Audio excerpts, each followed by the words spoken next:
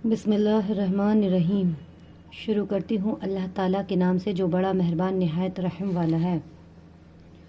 لباس کے آداب۔ نمبر 1، لباس ایسے پہنے جو شرم و حیا، غیرت و شرافت اور جسم کی ستر پوشی اور حفاظت کے تقاضوں کو پورا کرے اور جس سے تہذیب و سلیقے اور زینت و جمال کا اظہار ہو۔ قرآن پاک میں خدا تعالیٰ نے اپنی اس نعمت کا ذکر کرتے ہوئے ارشاد فرمایا ہے، اے اولاد آدم، ہم نے تم پر لباس نازل کیا ہے کہ تمہارے جسم کے قابل شرم اصول کو ڈھانکے اور تمہارے لیے زینت اور حفاظت کا ذریعہ بھی ہو۔ ریش دراصل پرندے کے پروں کو کہتے ہیں۔ پرندے کے پر اس کے لیے حسین و جمال کا بھی ذریعہ ہے اور جسم کی حفاظت کا بھی۔ عام استعمال میں ریش کا لفظ جمال و زینت اور عمدہ لباس کے لیے بولا جاتا ہے۔ لباس کا مقصد زینت و آرائش اور موسمی اثرات سے حفاظت بھی ہے، لیکن اولین مقصد قابل شرم اصول کی ستر پوشی ہے۔ خدا نے شرم و حیا انسان کی فطرت میں پیدا فرمائی ہے۔ یہی وجہ ہے کہ جب حضرت آدم اور حضرت حوا علیہ السلام سے جنت کا لباس فاخرہ اتار لیا گیا تو وہ جنت کے درختوں کے پتوں سے اپنے جسموں کو ڈھانکنے لگے۔ اس لیے لباس میں اس مقصد کو سب سے مقدم سمجھیے اور ایسا لباس منتخب کیجیے جس سے ستر پوشی کا مقصد بخوبی پورا ہو سکے۔ ساتھ ہی اس کا بھی اہتمام رہے کہ لباس موسمی اثرات سے جسم کی حفاظت کرنے والا بھی ہو اور ایسے سلیقے کا لباس ہو جو زینت و جمال اور تہذیب کا بھی ذریعہ ہو۔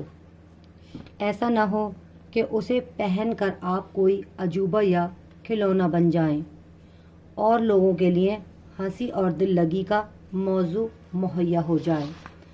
نمبر 2، لباس پہنتے وقت یہ سوچیے کہ یہ وہ نعمت ہے جس سے خدا نے صرف انسان کو نوازا ہے، دوسری مخلوقات اس سے محروم ہیں۔ اس امتیازی بخشش انعام پر خدا کا شکر ادا کیجیے اور اس امتیازی انعام سے سرفراز ہو کر کبھی خدا کی ناشکری اور نافرمانی کا عمل نہ کیجیے۔ لباس خدا کی ایک زبردست نشانی ہے۔ لباس پہنے تو اس احساس کو تازہ کیجیے اور جذبات شکر کا اظہار اس دعا کے الفاظ میں کیجیے جو نبی صلی اللہ علیہ وسلم نے مومنوں کو سکھائی ہے۔ نمبر 3، بہترین لباس تقویٰ کا لباس ہے۔ تقویٰ کے لباس سے باطنی پاکیزگی بھی مراد ہے اور ظاہری پرہیزگاری کا لباس بھی، یعنی ایسا لباس پہنے جو شریعت کے نظر میں پرہیزگاروں کا لباس ہو، جس سے کبر و غرور کا اظہار نہ ہو، جو نہ عورتوں کے لیے مردوں سے مشابہت کا ذریعہ ہو اور نہ مردوں کے لیے عورتوں سے مشابہت کا۔ ایسا لباس پہنے جس کو دیکھ کر محسوس ہو سکے کہ لباس پہننے والا کوئی خدا ترس اور بھلا انسان ہے، اور عورتیں لباس میں ان حدود کا لحاظ کریں جو شریعت نے ان کے لیے مقرر کی ہیں اور مرد ان حدود کا لحاظ کریں جو شریعت نے ان کے لیے مقرر کی ہیں۔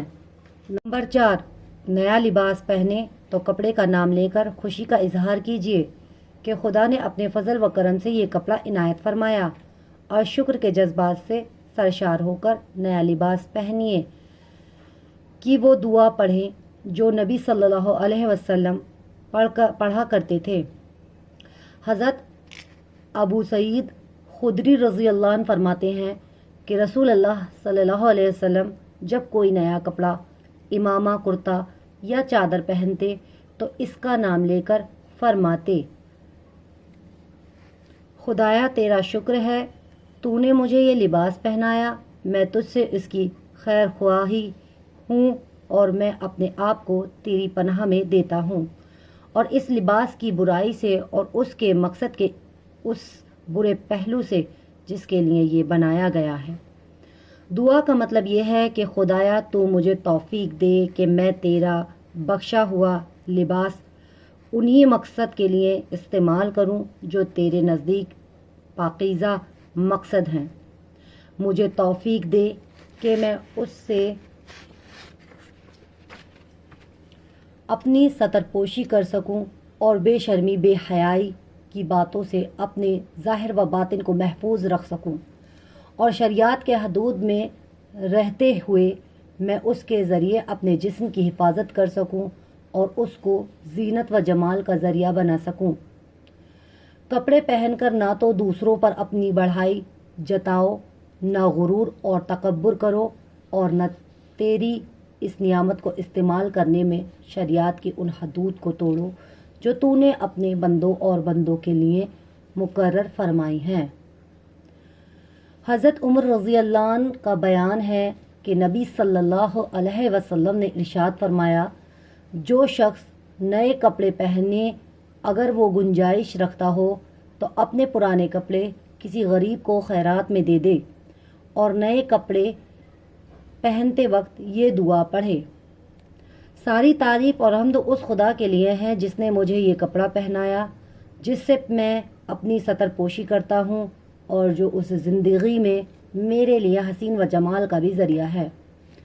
جو شخص بھی نیا لباس پہنتے وقت یہ دعا پڑھے گا، خدا تعالیٰ اس کو زندگی میں بھی اور موت کے بعد بھی اپنی حفاظت اور نگرانی میں رکھے گا۔ نمبر 5، کپڑے پہنتے وقت سیدھی جانب کا خیال رکھیں۔ قمیض، کرتا، شیروانی اور کوٹ وغیرہ پہنتے تو پہلے سیدھی آستین پہنیں، اور اس طرح پاجامہ وغیرہ پہنیں تو پہلے سیدھے پیر میں پاجامہ ڈالیں۔ نبی اکرم صلی اللہ علیہ وسلم جب قمیض پہنتے تو پہلے سیدھا ہاتھ سیدھی آستین میں ڈالتے اور پھر الٹا ہاتھ الٹی آستین میں ڈالتے۔ اسی طرح جب آپ جوتا پہنتے تو پہلے سیدھا پاؤں سیدھے جوتے میں ڈالتے، پھر الٹا پاؤں الٹے جوتے میں ڈالتے، اور جوتا اتارتے وقت پہلے الٹا پاؤں جوتے میں سے نکالتے، پھر سیدھا پاؤں نکالتے۔ نمبر 6، کپڑا پہننے سے پہلے ضرور جھاڑ لیجئے، ہو سکتا ہے کہ اس میں کوئی موذی جانور ہو اور خدا نخواستہ کوئی ایذا پہنچائے۔ نبی صلی اللہ علیہ وسلم ایک بار ایک جنگل میں اپنے موزے پہن رہے تھے۔ پہلا موزہ پہننے کے بعد جب آپ نے دوسرا موزہ پہننے کا ارادہ فرمایا تو ایک کوا جھپٹا اور وہ موزہ اڑا کر اڑ گیا اور کافی اوپر لے جا کر اسے چھوڑ دیا۔ موزہ جب اونچائی سے نیچے گرا تو گرنے کی چوٹ سے اس میں سے ایک سانپ دور جا پڑا۔ یہ دیکھ کر آپ نے خدا کا شکر ادا کیا اور ارشاد فرمایا، ہر مسلمان کے لیے ضروری ہے کہ جب موزہ پہننے کا ارادہ کرے تو اس کو جھاڑ لیا کرے۔ نمبر 7، لباس سفید پہنے۔ سفید لباس مردوں کے لیے پسندیدہ ہے۔ نبی صلی اللہ علیہ وسلم کا ارشاد ہے، سفید کپڑا پہنا کرو، یہ بہترین لباس ہے۔ سفید کپڑا ہی زندگی میں پہننا چاہیے اور سفید ہی کپڑے میں مردوں کو دفن کرنا چاہیے۔ ایک اور موقع پر آپ نے ارشاد فرمایا، سفید کپڑا پہنا کرو، اس لیے کہ سفید کپڑا زیادہ صاف ستھرا رہتا ہے اور اسی میں اپنے مردوں کو کفنایا کرو۔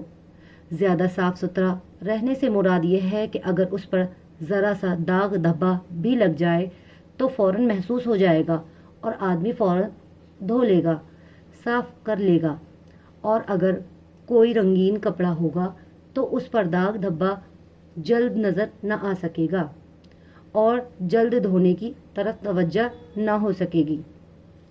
صحیح بخاری میں ہے کہ نبی صلی اللہ علیہ وسلم سفید لباس پہنا کرتے تھے، یعنی آپ نے خود بھی سفید لباس پسند کیا اور امت کے مردوں کو بھی اسی کے پہننے کی ترغیب دی۔ نمبر 8، پاجامہ اور لنگی وغیرہ کو ٹخنوں سے اونچا رکھیے۔ جو لوگ غرور و تکبر میں اپنا پاجامہ اور لنگی وغیرہ لٹکا لیتے ہیں، نبی کی نظر میں وہ ناکام اور نامراد لوگ ہیں اور سخت عذاب کے مستحق ہیں۔ نبی اکرم صلی اللہ علیہ وسلم کا ارشاد ہے، 3 قسم کے لوگ ایسے ہیں کہ خدا تعالیٰ قیامت کے دن نہ تو ان سے بات کرے گا، نہ ان کی طرف نظر فرمائے گا اور نہ ان کو پاک و صاف کرے گا، جنت میں داخل کرے گا بلکہ ان کو انتہائی دردناک عذاب دے گا۔ حضرت ابو ذر غفار رضی اللہ عنہ نے پوچھا کہ یا رسول اللہ، یہ ناکام و نامراد لوگ کون ہیں؟ ارشاد فرمایا، ایک وہ جو غرور اور تکبر میں اپنا تہمت ٹخنوں سے نیچے لٹکاتا ہے، دوسرا وہ شخص ہے جو احسان جتاتا ہے، اور تیسرا وہ شخص ہے جو جھوٹی قسمیں کے سہارے اپنی تجارت کو چمکانا چاہتا ہے۔ حضرت عبید بن خالد رضی اللہ عنہ اپنا ایک واقعہ بیان فرماتے ہیں، میں ایک بار مدینہ منور میں جا رہا تھا کہ میں نے اپنے پیچھے سے یہ کہتے سنا، اپنا تہمت اوپر اٹھا لو، کہ اس سے آدمی ظاہری نجاست سے بھی محفوظ رہتا ہے اور باطنی نجاست سے بھی۔ میں نے گردن پھیر کر جو دیکھا تو نبی کریم صلی اللہ علیہ وسلم تھے۔ میں نے عرض کیا، یا رسول اللہ، یہ تو ایک معمولی سی چادر ہے، بھلا اس میں کیا تکبر و غرور ہو سکتا ہے؟ نبی صلی اللہ علیہ وسلم نے ارشاد فرمایا، کیا تمہارے لیے میری اتباع ضروری نہیں ہے؟ میں نے نبی کے الفاظ سنے تو فوراً میری نگاہ آپ کے تہمت پر پڑی۔ میں نے دیکھا کہ آپ کا تہمت نصف پنڈلی تک اونچا ہے۔ نبی صلی اللہ علیہ وسلم کا یہ ارشاد ہے کہ ٹخنوں سے اونچا پاجامہ اور لنگی وغیرہ رکھنے سے آدمی ہر طرح کی ظاہری اور باطنی نجاستوں سے محفوظ ہو جاتا ہے۔ بڑا ہی معنی خیز ہے۔ اس کا مطلب یہ ہے کہ جب کپڑا نیچے لٹکے گا تو راستے کی گندگی سے میلا اور خراب ہوگا، پاک و صاف نہ رہ سکے گا، اور یہ بات ذوق طہارت و نظافت پر نہایت گراں ہے۔ پھر ایسا کرنا کبر و غرور کی وجہ سے ہوتا ہے، اور کبر و غرور باطنی گندگی ہے، اور اگر یہ مصطلحات نہ بھی ہوں تو مومن کے لیے تو یہ فرمان ہی سب کچھ ہے کہ نبی صلی اللہ علیہ وسلم کی زندگی میں تمہارے لیے بہترین نمونہ ہے۔ اور ابو داؤد کی حدیث میں تو آپ نے اس کی بڑی لرزہ خیز سزا بیان فرمائی ہے۔ آپ نے فرمایا، مومن کا تہمت آدھی پنڈلی تک ہونا چاہیے، اور اس کے نیچے ٹخنوں تک ہونے میں بھی کوئی مذائقہ نہیں، لیکن ٹخنوں سے نیچے تہمت کا جتنا حصہ لٹکے گا وہ آگ میں جلے گا۔ اور جو شخص غرور اور گھمنڈ میں اپنے کپڑے کو ٹخنوں سے نیچے لٹکائے گا، قیامت کے دن خدا اس کی طرف نظر اٹھا کر بھی نہ دیکھے گا۔ نمبر 9، ریشمین کپڑا نہ پہنے، یہ عورتوں کا لباس ہے، اور نبی صلی اللہ علیہ وسلم نے مردوں کو عورتوں کا سا لباس پہننے اور ان کی سی شکل و صورت بنانے سے سختی کے ساتھ منع فرمایا ہے۔ حضرت عمر رضی اللہ عنہ فرماتے ہیں کہ نبی صلی اللہ علیہ وسلم کا ارشاد ہے، ریشمی لباس نہ پہنو کہ جو اس کو دنیا میں پہنے گا وہ آخرت میں اس کو نہ پہن سکے گا۔ ایک بار نبی صلی اللہ علیہ وسلم نے حضرت علی رضی اللہ عنہ سے فرمایا، اس ریشمی کپڑے کو جھاڑ کر اور اس کے 2 دوپٹے بنا کر ان فاطماؤں میں تقسیم کر دو۔ اس سے یہ بھی معلوم ہوا کہ خواتین کے لیے ریشمی کپڑا پہننا پسندیدہ ہے، اس لیے آپ نے حکم دیا کہ خواتین کے دوپٹے بنا دو، ورنہ کپڑا تو دوسرے کاموں میں بھی آ سکتا ہے۔ نمبر 10، عورتیں ایسے باریک کپڑے نہ پہنیں جس میں سے بطن جھلکے، اور نہ ایسا چست لباس پہنے جس میں سے بدن کی ساخت اور زیادہ پرکشش ہو کر نمایاں ہو، اور وہ کپڑے پہن کر بھی ننگی نظر آئیں۔ نبی نے ایسی آبو باختہ عورتوں کو عبرتناک انجام کی خبر دی ہے۔ وہ عورتیں بھی جہنمی ہیں جو کپڑے پہن کر بھی ننگی رہتی ہیں، دوسرے کو رجاتی ہیں اور خود دوسروں پر رینجتی ہیں۔ ان کی سرناز سے بختی اونٹوں کے کوہانوں کی طرح ٹیڑھے ہیں۔ یہ عورتیں نہ جنت میں جائیں گی اور نہ جنت کی خوشبو پائیں گی، حالانکہ جنت کی خوشبو بہت دور سے آتی ہے۔ ایک بار حضرت اسماء رضی اللہ عنہ باریک کپڑے پہنے ہوئے نبی صلی اللہ علیہ وسلم کی خدمت میں حاضر ہوئیں، وہ سامنے آئیں تو آپ نے فوراً منہ پھیر لیا اور فرمایا، اس ماہ جب عورت جوان ہو جائے تو اس کے لیے جائز نہیں ہے کہ منہ اور ہاتھ کے علاوہ اس کے جسم کا کوئی حصہ نظر آئے۔ نمبر 11، تہمد اور پاجامہ وغیرہ پہننے کے بعد بھی ایسے انداز سے لیٹنے اور بیٹھنے سے بچیں جس میں بدن کھل جانے یا نمایاں ہو جانے کا اندیشہ ہو۔ نبی صلی اللہ علیہ وسلم کا ارشاد ہے، ایک جوتا پہن کر نہ چلا کرو اور تہمد میں ایک زانوا اٹھا کر اکڑو نہ، بیٹھو اور بائیں ہاتھ سے نہ کھاؤ، اور چادر پورے بدن پر اس انداز سے نہ لپیٹو کہ کام کاج کرنے یا نماز پڑھنے میں ہاتھ نہ نکل سکے، اور نہ چت لیٹ کر ایک پاؤں کو دوسرے پاؤں پر رکھو کہ اس طرح بھی سترپوشی میں بے احتیاطی کا اندیشہ ہے۔ نمبر 12، لباس میں عورتیں اور مرد ایک دوسرے کا سارنگ ڈھنگ نہ اختیار کریں۔ نبی صلی اللہ علیہ وسلم کا ارشاد ہے کہ خدا نے ان مردوں پر لعنت فرمائی ہے جو عورتوں کا سارنگ ڈھنگ اختیار کریں، اور ان عورتوں پر بھی لعنت فرمائی ہے جو مردوں کا سارنگ ڈھنگ اختیار کریں۔ حضرت ابو ہریرہ رضی اللہ عنہ فرماتے ہیں کہ رسول اللہ صلی اللہ علیہ وسلم نے اس مرد پر لعنت فرمائی ہے جو عورتوں کا سا لباس پہنے، اور اس عورت پر لعنت فرمائی ہے جو مرد کا سا لباس پہنے۔ ایک بار حضرت عائشہ رضی اللہ عنہ سے کسی نے ذکر کیا کہ ایک عورت ہے جو مردوں کے سے جوتے پہنتی ہے، تو آپ نے فرمایا، رسول اللہ صلی اللہ علیہ وسلم نے ایسی عورتوں پر لعنت فرمائی ہے جو مرد بننے کی کوشش کرتی ہیں۔ نمبر 13، خواتین دوپٹہ اوڑھیں، رہنے کا اہتمام رکھیں اور اس سے اپنے سر اور سینے کو چھپائے رکھیں۔ دوپٹہ ایسا باریک نہ اوڑھیں جس سے سر کے بال نظر آئیں۔ دوپٹے کا مقصد ہی یہ ہے کہ اس سے زینت کو چھپایا جائے۔ قرآن پاک میں خدا تعالیٰ کا ارشاد ہے، اور اپنے سینوں پر اپنے دوپٹوں کے آنچل ڈالے رہیں۔ ایک بار نبی صلی اللہ علیہ وسلم کے پاس مصر کی بنی ہوئی باریک ململ آئی، آپ نے اس میں سے کچھ حصہ پھاڑ کر دیا گلبی کو دیا اور فرمایا، اس میں سے ایک حصہ جھاڑ کر تم اپنا کرتا بنا لو اور ایک حصہ اپنی بیوی کو دو، بیوی کو دوپٹہ بنانے کے لیے دے دو، مگر ان سے کہہ دینا کہ اس کے نیچے ایک اور کپڑا لگا لیں تاکہ جسم کی ساخت اندر سے نہ جھلکے۔ کتاب و سنت کی اس صریح ہدایت کو پیش نظر رکھ کر احکام الہ کے مقصد کو پورا کیجیے، اور 4 گرہ کی پٹی کو گلے کا ہار بنا کر خدا اور رسول کے احکام کا مذاق نہ اڑائیے۔ حضرت عائشہ رضی اللہ عنہ فرماتی ہیں کہ جب یہ حکم نازل ہوا تو عورتوں نے باریک کپڑے چھوڑ کر موٹے کپڑے جھاڑنے اور ان کے دوپٹے بنائے۔ نمبر 14،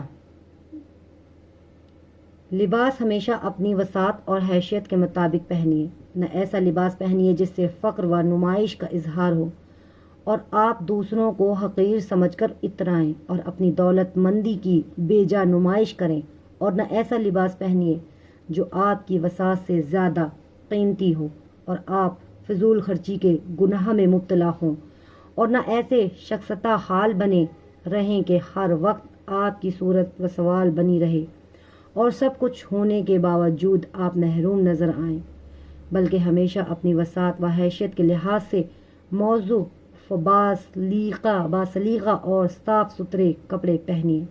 بعض لوگ پھٹے پرانے اور پیبند لگے کپڑے پہن کر شخصیت حال بنے رہتے ہیں اور اس کو دینداری سمجھتے ہیں۔ اتنا ہی نہیں بلکہ وہ ان لوگوں کو دنیا دار سمجھتے ہیں جو صاف ستھرے سلیقے کے کپڑے پہنتے ہیں، حالانکہ دینداری کا یہ تصور سراسر غلط ہے۔ حضرت ابو الحسین علی شاذ لی رضی اللہ عنہ ایک بار نہایت ہی عمدہ لباس پہنے ہوئے تھے۔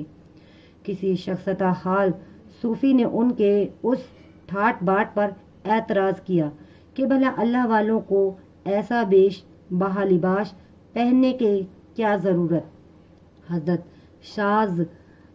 شاذلی رضی اللہ عنہ نے جواب دیا، بھائی یہ شان و شوکت عظمت و شان والے خدا کی حمد و شکر کا اظہار ہے، اور تمہاری یہ شخصیت حالی صورت سوال ہے۔ تم زبان حال سے بندوں سے سوال کر رہے ہو، دراصل دینداری کا انصار نہ پھٹے پرانے پیوند لگے گھٹیا کپڑے پہننے پر ہے اور نہ لباس فاقرہ پہننے پر۔ دینداری کا دار مدار آدمی کی نیت اور صحیح فکر پر ہے۔ صحیح بات یہ ہے کہ آدمی ہر معاملے میں اپنی وسعت اور حیثیت کا لحاظ کرتے ہوئے اطلاعات اور توازن کی روش رکھے، نہ شخصیت صورت بنا کر نفس کو موٹا ہونے کا موقع دے اور نہ رزق برق لباس پہن کر فقر و غرور دکھائے۔ حضرت ابو الحوض رضی اللہ عنہ کے والد اپنا ایک واقعہ بیان کرتے ہیں کہ ایک بار میں نبی صلی اللہ علیہ وسلم کی خدمت میں حاضر ہوا۔ اس وقت میرے جسم پر نہایت ہی گھٹیا اور معمولی کپڑے تھے۔ آپ نے پوچھا، کیا تمہارے پاس مال و دولت ہے؟ میں نے کہا، جی ہاں۔ دریافت فرمایا، کس طرح کا مال ہے؟ میں نے کہا، خدا نے مجھے ہر قسم کا مال دے رکھا ہے، اونٹ بھی ہیں، گائیں بھی ہیں، بکریاں بھی ہیں، گھوڑے بھی ہیں اور غلام بھی ہیں۔ آپ نے فرمایا کہ جب خدا نے تمہیں مال و دولت سے نوازا رکھا ہے تو اس کے فضل و احسان کا اثر تمہارے جسم پر ظاہر ہونا چاہیے۔ مطلب یہ ہے کہ جب خدا نے تمہیں سب کچھ دے رکھا ہے تو پھر تم نے ناداروں اور فقیروں کی طرح اپنا حلیہ کیوں بنا رکھا ہے؟ یہ تو خدا کی ناشکری ہے۔ حضرت جابر رضی اللہ عنہ کا بیان ہے کہ ایک بار نبی صلی اللہ علیہ وسلم ملاقات کی غرض سے ہمارے یہاں تشریف لائے تو آپ نے ایک آدمی کو دیکھا جو گرد و غبار میں اٹھا ہوا تھا اور اس کے بال بکھرے ہوئے تھے۔ آپ نے فرمایا، کیا اس آدمی کے پاس کوئی کنگھی نہیں ہے جس سے یہ اپنے بالوں کو درست کر لیتا؟ اور آپ نے ایک دوسرے آدمی کو دیکھا جس نے میلے کپڑے پہن رکھے تھے۔ آپ نے فرمایا، کیا اس آدمی کے پاس وہ چیز یعنی صابن وغیرہ نہیں ہے جس سے یہ اپنے کپڑے دھو لیتا؟ ایک شخص نے نبی کریم صلی اللہ علیہ وسلم سے کہا، یا رسول اللہ، میں چاہتا ہوں کہ میرا لباس نہایت عمدہ ہو، سر میں تیل لگا ہوا ہو، جوتے بھی نفیس ہوں۔ اسی طرح اس نے بہت سی چیزوں کا ذکر کیا، یہاں تک کہ اس نے کہا، میرا جی چاہتا ہے کہ میرا گھوڑا بھی نہایت عمدہ ہو۔ نبی کریم صلی اللہ علیہ وسلم اس کی گفتگو سنتے رہے، پھر فرمایا، یہ ساری ہی باتیں پسندیدہ ہیں اور خدا اس لطیف ذوق کو اچھی نظر سے دیکھتا ہے۔ حضرت عبداللہ بن عمر رضی اللہ عنہ فرماتے ہیں، میں نے رسول اللہ صلی اللہ علیہ وسلم سے دریافت کیا، یا رسول اللہ، کیا یہ تکبر اور غرور ہے کہ میں نفیس اور عمدہ کپڑے پہنوں؟ آپ نے ارشاد فرمایا، نہیں، بلکہ یہ تو خوبصورتی ہے اور خدا اس خوبصورتی کو پسند فرماتا ہے۔ حضرت عبداللہ بن عمر رضی اللہ عنہ کا بیان ہے کہ نبی صلی اللہ علیہ وسلم نے فرمایا، نماز میں دونوں کپڑے پہن لیا کرو، یعنی پورے لباس سے آراستہ ہو جایا کرو۔ خدا زیادہ مستحق ہے کہ اس کے حضور میں آدمی اچھی طرح بن سنور کر جائے۔ حضرت عبداللہ بن مسعود رضی اللہ عنہ کا بیان ہے کہ نبی صلی اللہ علیہ وسلم نے فرمایا، جس دل میں ذرہ بھر بھی غرور ہوگا وہ جنت میں نہ جائے گا۔ ایک شخص نے کہا، ہر شخص یہ چاہتا ہے کہ اس کے کپڑے عمدہ ہوں، اس کے جوتے عمدہ ہوں۔ نبی صلی اللہ علیہ وسلم نے فرمایا، خدا خود ساحتی جمال ہے اور جمال کو پسند کرتا ہے، یعنی عمدہ نفیس پہنا ہوا غرور نہیں ہے۔ غرور تو دراصل یہ ہے کہ آدمی حق سے بے نیازی برتے اور لوگوں کو حقیر و ذلیل سمجھے۔ نمبر 15، پہننے، اوڑھنے اور بناؤ سنگار کرنے میں بھی ذوق اور سلیقے کا پورا پورا خیال رکھیں۔ گریباں کھولے کھولے پھرنا، الٹے سیدھے بٹن لگانا، ایک پانچے چڑھانا اور ایک نیچا رکھنا، اور ایک جوتا پہنے چلنا یا الجھے ہوئے بال رکھنا، یہ سبھی باتیں ذوق اور سلیقے کے خلاف ہیں۔ ایک دن نبی صلی اللہ علیہ وسلم مسجد میں تشریف رکھتے تھے کہ اتنے میں ایک شخص مسجد میں آیا جس کے سر اور داڑھی کے بال بکھرے ہوئے تھے۔ نبی صلی اللہ علیہ وسلم نے اپنے ہاتھ سے اس کی طرف اشارہ کیا، جس کا مطلب یہ تھا کہ جا کر اپنے سر کے بال اور داڑھی کو سنوارو۔ چنانچہ وہ شخص گیا اور بالوں کو بنا سنوار کر آیا تو آپ نے ارشاد فرمایا، کیا یہ زینت و آرائش اس سے بہتر نہیں ہے کہ آدمی کے بال الجھے ہوئے ہوں؟ ایسا معلوم ہوتا ہے کہ گویا وہ شیطان ہے۔ حضرت ابو ہریرہ رضی اللہ عنہ فرماتے ہیں کہ نبی صلی اللہ علیہ وسلم نے ارشاد فرمایا کہ ایک جوتا پہن کر کوئی نہ چلے، یا دونوں پہن کر چلو یا دونوں اتار کر چلو۔ اور اسی حدیث کی روشنی میں علماء دین نے ایک آستین اور ایک موزہ پہننے کی بھی ممانعت فرمائی ہے۔ نمبر 16، سرخ اور شوخ رنگ، ذوق، برق پوشاک اور نمائش، سیاہ اور گھیرواں کپڑے پہننے سے بھی پرہیز کیجیے۔ سرخ اور شوخ رنگ اور زرق برق پوشاک عورتوں ہی کے لیے مناسب ہے، اور ان کو بھی حدود کا خیال رکھنا چاہیے۔ رہے نمائش لمبے